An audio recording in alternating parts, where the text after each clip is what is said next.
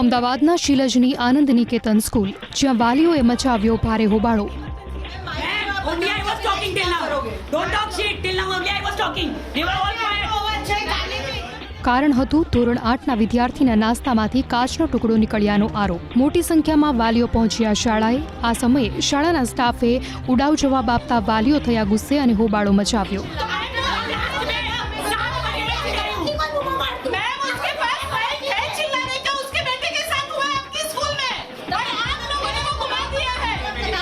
Investigate भी नहीं किया कि वो क्या कहाँ से टूटा, किसमें से निकला, दूसरा कोई बच्चा खा ना जाए.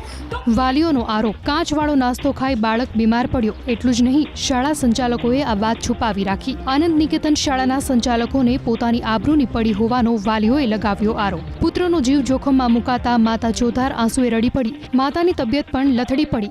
વાલીઓના હોબાળાની જાણ થતાં પોલીસ પણ દોડી આવી. આ તમામની વચ્ચે જિલ્લા શિક્ષણાધિકારીએ કરી કાર્યવાહી.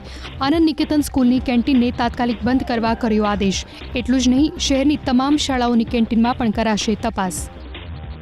અહીંયા જે રીતે મોટી ફી લેતી શાળા હોય તો જ્યારે સુવિધા આપવી પડે સામે, જ્યારે તમે ફીસ લો છો, કેન્ટીનની સુવિધા આપો છો, કેન્ટીન તો એ પ્રમાણે તમારે કેન્ટીનના જે નિયમો છે, ફૂડ સેફ્ટી વિભાગ, હવે આ બાબતે અમે ફૂડ સેફ્ટી વિભાગને પણ અહેવાલ મોકલી આપીએ અને તેના દ્વારા પણ શાળામાં ચકાસણી કરવામાં આવે અને ફૂડ સેફ્ટી વિભાગ દ્વારા માન્ય આ કેન્ટીન છે કે કેમ, અને ત્યારબાદ જ ફરીથી એમને કેન્ટીન ચાલુ કરવા માટેની એમને મતલબ કે છૂટ આપીશું. ત્યાં સુધી એની પૂરેપૂરી ચકાસણી થાય અને ફૂડ સેફ્ટી વિભાગને અમે અમદાવાદ શહેરની તમામ જે કેન્ટીનો છે, જ્યાં સ્કૂલોમાં ચાલે છે અને જે દ્વારા એમને ફૂડ આપવામાં આવે છે, તે તમામની પણ ચકાસણી કરવા યાદી સાથે અમે